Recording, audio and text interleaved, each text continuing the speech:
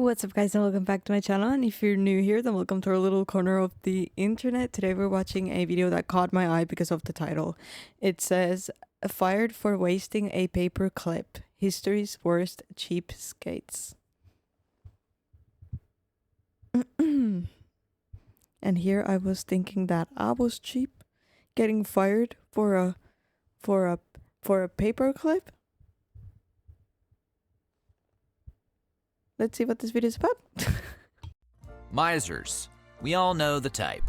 They hoard their money and delight in their savings regardless of the human cost, or how incredibly rich they already may be. Ebenezer Scrooge from A Christmas Carol is the most famous miser of all time. And while he may never have existed, plenty of other misers were all too real. And none of them changed their ways for the better after meeting 3 ghosts and/or plucky nephews. So, today we're going to take a look at some of the most infamous misers throughout history. Before we get started, be sure to subscribe to the Weird History channel. After that, leave a comment and let us know what other cheap bastards you'd like to hear about next. And now, just to prove how miserly we're not, we're going to give away some weird history absolutely free.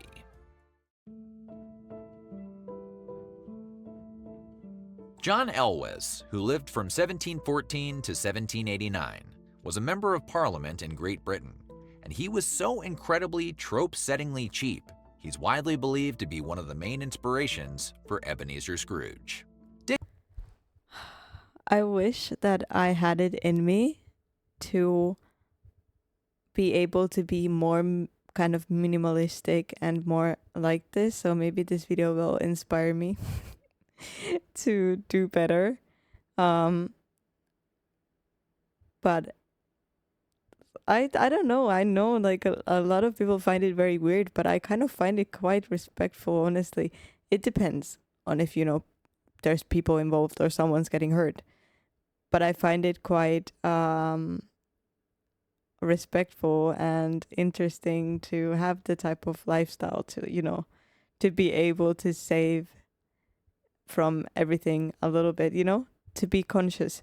It depends, but I don't know, I just find it quite intriguing and interesting. Dickens mentions him by name in several of his novels, and Elwes may even be the model for the drawings of the character that appeared in the first edition of A Christmas Carol. What was the real Scrooge like?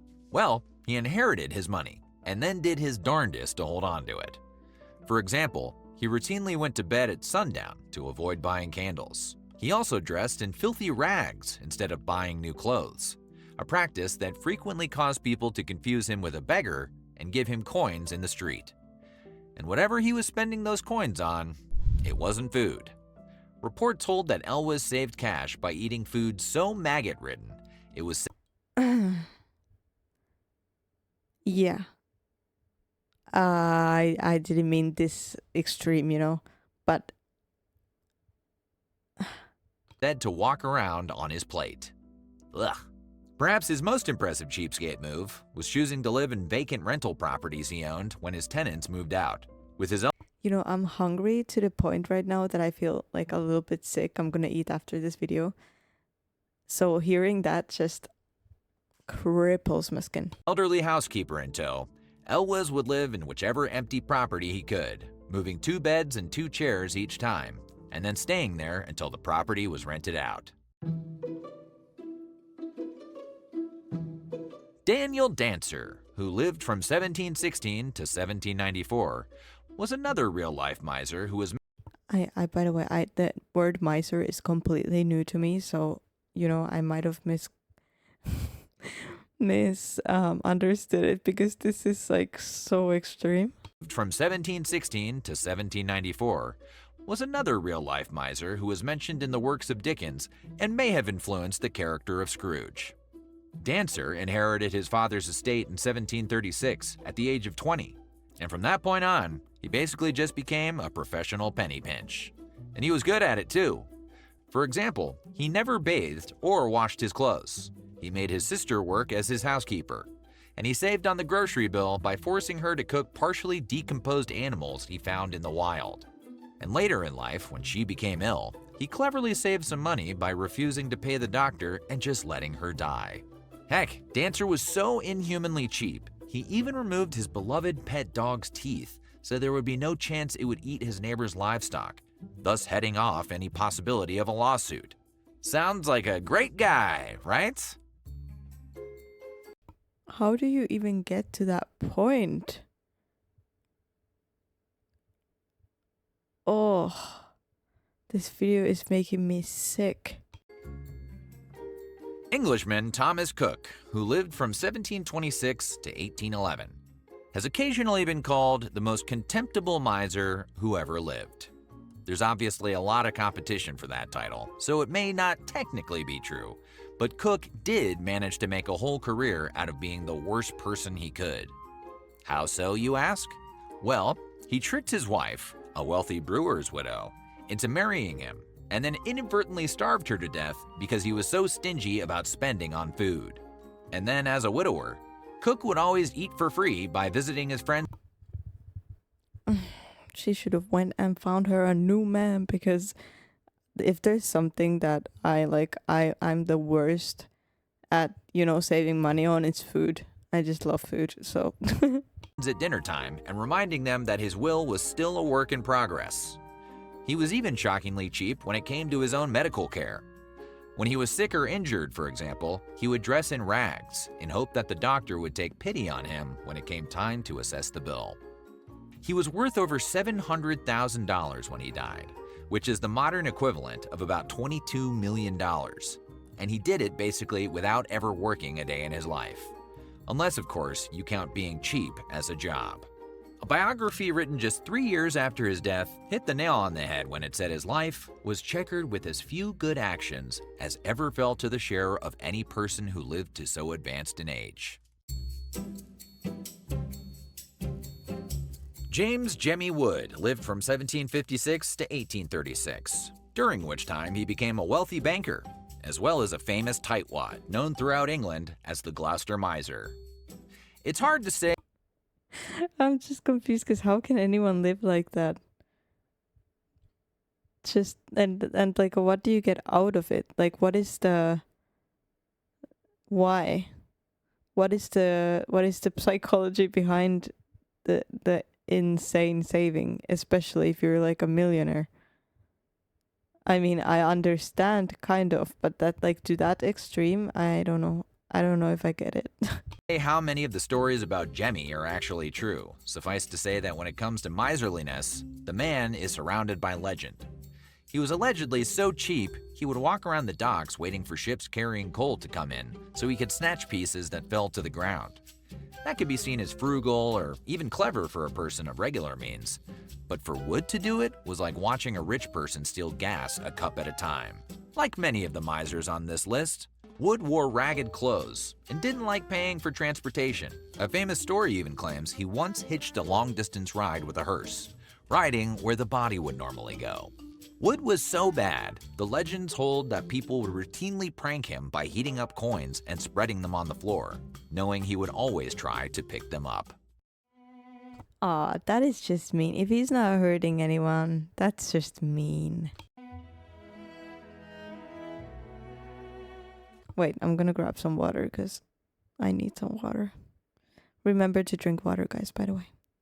Englishman John Camden Neild, who lived from 1780 to 1852, was a landlord and a notorious miser, famous for leaving all of his property to Queen Victoria, who happily accepted it. Neild inherited his father's fortune and then spent the last 30 years of his life being a miserly little about it. To save on expenses, he kept his massive house sparsely furnished, even to the point of going without a bed for a stretch. He also wouldn't spring for an overcoat, and the clothes he did have were in constant disrepair. If he were just cheap with himself, that's nobody's business but his own. But he had tenants on his vast estates in Buckinghamshire, and he routinely refused to repair their homes when needed. He even neglected a church on one of his properties, choosing to stuff the cracks in its walls with cotton rather than have them properly repaired. With cotton? The cheap remedy caused a mess whenever it rained, and we wouldn't be surprised if Camden charged them for the cleanup. Wellington R. Burt was an American lumber baron who lived from 1831 to 1919, and in the early 1900s, he was one of the wealthiest men in the US. Unlike most of the other cheapos in this video, Burt wasn't particularly miserly in his day-to-day life. That being said, he did famously include a spite clause in his will that kept all of his children and grandchildren from inheriting his $100 million fortune. This guy doesn't sound so bad all of a sudden. That clause stipulated that no money would be doled out until 21 years after his last grandchild died. His kids did get small annuities, and thanks to a legal loophole, they later got a $5 million chunk. But the clause ultimately meant that only 12 of his many descendants ever received the bulk of his money, as he intended. And even then, they didn't get it until 2011, which was 92 years after he died. Why did Burt withhold his fortune? No one knows. That's like only 15 years ago. That's crazy. For sure, but most people assume he simply didn't like his family. Bold. See, I'm all for like, what is it called? Like cheaper options and, being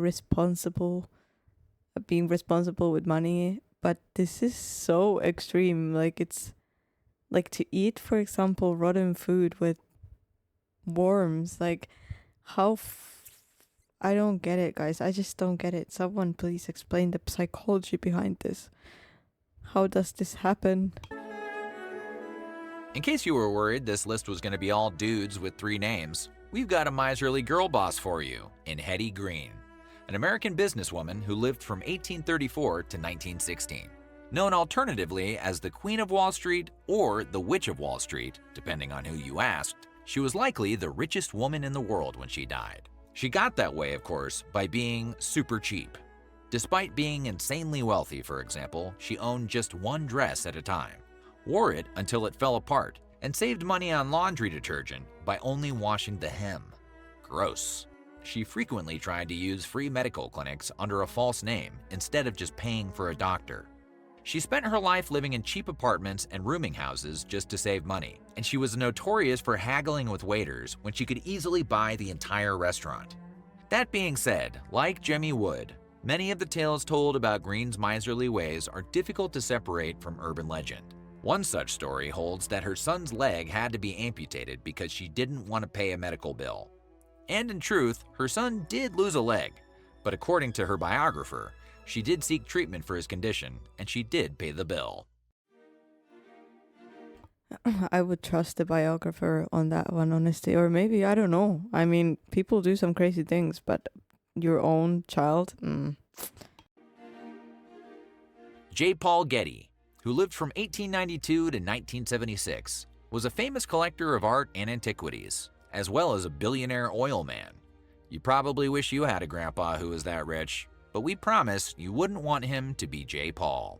We say that because Getty famously refused to pay a ransom to his grandson's kidnappers, even after they cut off the kid's ear and mailed it to a newspaper office. He eventually gave in and loaned his son the money to pay the, by then, heavily discounted ransom. But notice we said loaned. Getty forced his son to pay back the ransom with interest. Getty later defended himself, saying that giving in to the initial demands would have placed his 14 other grandchildren at risk. But since that doesn't explain the whole pay me back with interest thing, most people think he's full of it. After all, this is the same guy who installed a payphone in his mansion so his guests wouldn't rack up his phone bill. Haroldson Lafayette Hunt, who lived from 1889 to 1974, was a billionaire Texas oil tycoon, which we suppose... I don't know how accurate his image is, but I mean, he looks, well-dressed and everything. This is the only thing you can be with a name like that. Despite having more money than God, H.L. Hunt pinched pennies by cutting his own hair, driving himself to work in an old car, bringing his lunch to work, and See, this is kind of like, this is normal. This I find like, I think this is good. I look up to people who, do human things. But this to me is not extreme. Parking down the street from his office so he didn't have to pay the 50-cent parking fee. I mean, if you've worked hard for what you have and all of that, then obviously I I don't judge like people who, make their lives easier and better, but I just mean like this is kind of like the thing that I was trying to explain at the start of the video. Worst of all, he was also known as a notoriously crappy tipper. Was so bad, he became the inspiration for the character of J.R. Ewing on the television show Dallas, an iconically evil businessman played by Larry Hagman. The character became a shorthand for crooked rich guys.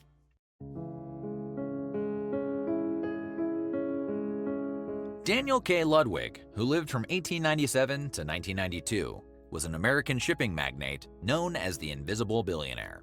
Sadly, it was just a reference to his famous reclusiveness and was not meant to be taken literally. He was a man of shipping, not experimental science.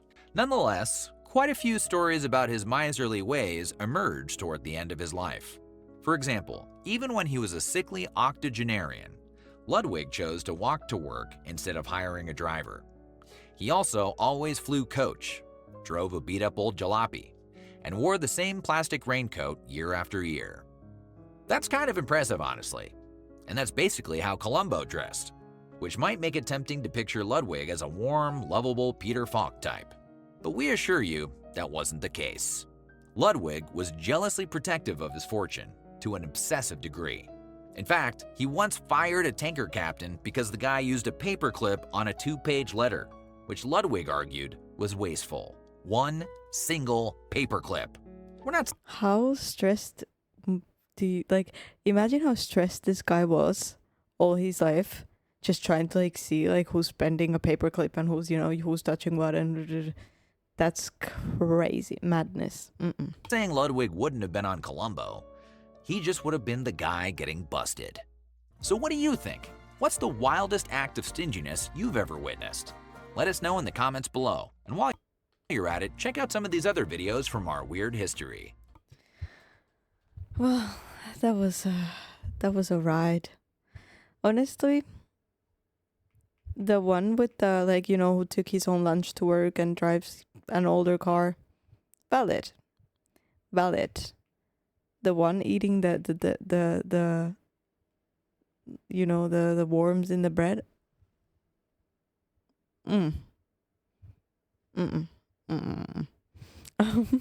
Either way, guys, leave your thoughts in the comments below. Thank you for joining me for this video. I hope you liked it. Please leave a like, subscribe, and I'll see you guys in the next video.